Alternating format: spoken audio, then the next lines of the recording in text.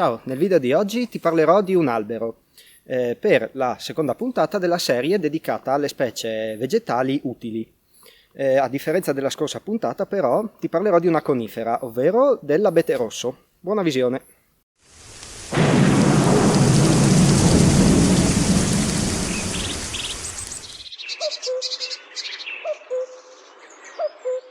Allora, l'abete rosso è una conifera appartenente alla famiglia delle pinacee.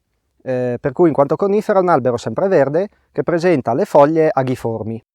È una specie tipica del nord Europa, in Italia è diffusa su tutto l'arco alpino, dalla Liguria fino alle Alpi Giulie, qui in Friuli Venezia Giulia. Sull'Appennino è presente in alcune stazioni nell'Appennino tosco-emiliano, però probabilmente queste stazioni sono dovute a dei rimboschimenti operati soprattutto durante gli anni 50-60. Sulle Alpi dunque è una specie tipica dell'orizzonte montano superiore oppure dell'orizzonte subalpino inferiore.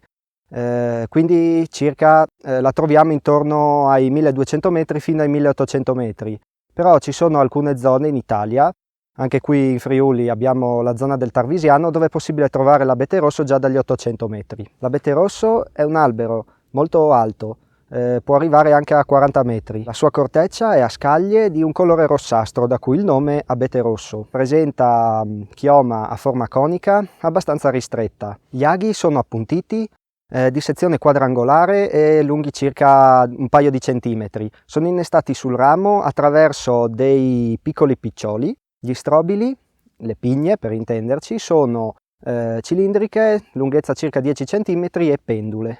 Il legno di abete rosso è molto utilizzato soprattutto in edilizia, è leggero e resistente per cui viene impiegato abbondantemente per costruire listelli, travi, rivestimenti, però soprattutto per interno, in quanto il legno tende a subire molto l'umidità e marcisce facilmente, per cui in un discorso di sopravvivenza per un rifugio a lungo termine non è un legno che va molto bene.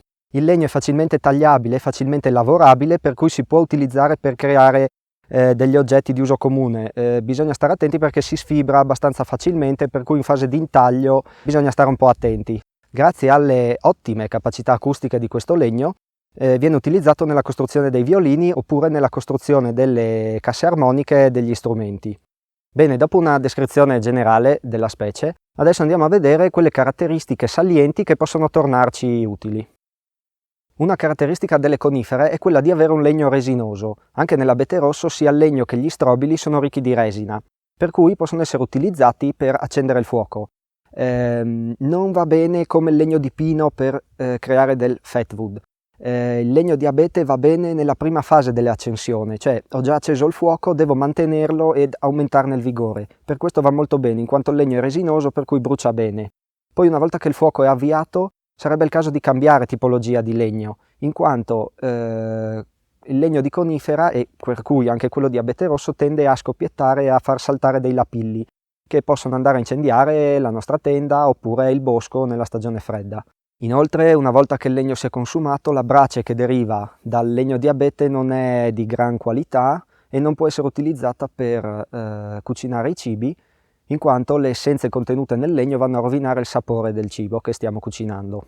Un'altra parte di legno di abete che può essere utilizzata e va molto bene, soprattutto nelle primissime fasi di accensione del fuoco, subito dopo che abbiamo incendiato l'esca, sono quei piccoli rametti che possiamo trovare o alla base dei rami più bassi, vicino al tronco, oppure appunto nei rami anche più alti, ma proprio quelli vicino al tronco. Questi rametti sono molto piccoli, sono quasi sempre secchi in quanto sono protetti da tutta la chioma e, come vi dicevo prima, presentano dei piccoli piccioli dove si attaccano gli aghi.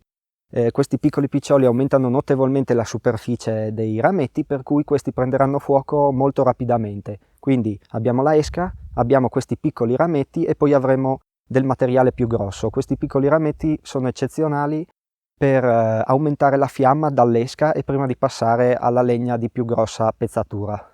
Altra caratteristica è la resina. Abbiamo detto che le conifere contengono resina, anche l'abete rosso ne ha parecchia e è possibile trovarne parecchia sul tronco, proprio sgorga dalle ferite dell'albero. La resina non è un'esca, può essere utilizzata, come già dicevo precedentemente, per alimentare il fuoco e per mantenerlo vivo, ma non si può considerare un'esca. Con l'acciarino non si riesce ad accendere direttamente la resina. La resina, grazie alle sue proprietà antisettiche, può essere utilizzata come protettiva delle ferite, quindi si può riscaldare.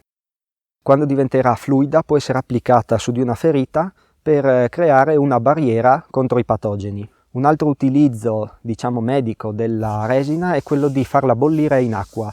Dall'acqua che bolle verranno sprigionati dei vapori che possono essere inalati e possono essere utilizzati per alleviare delle infiammazioni alle vie respiratorie.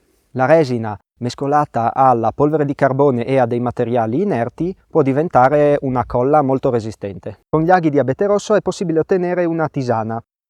Questa tisana è ricca di vitamina C e di beta-carotene. Per ottenere la tisana si utilizza la tecnica dell'infusione, per cui si raccolgono gli aghi, si sminuzzano, si mette a bollire dell'acqua, poi si versa un cucchiaio circa di aghi, si lascia un 10 minuti in infusione, dopo si filtra e si può bere.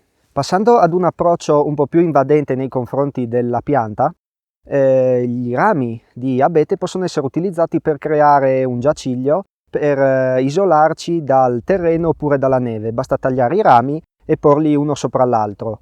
Un altro utilizzo dei rami è quello di creare delle ciaspole di fortuna, per cui anche in questo caso si tagliano i rami, si legano in qualche modo alle scarpe e abbiamo delle ciaspole di fortuna.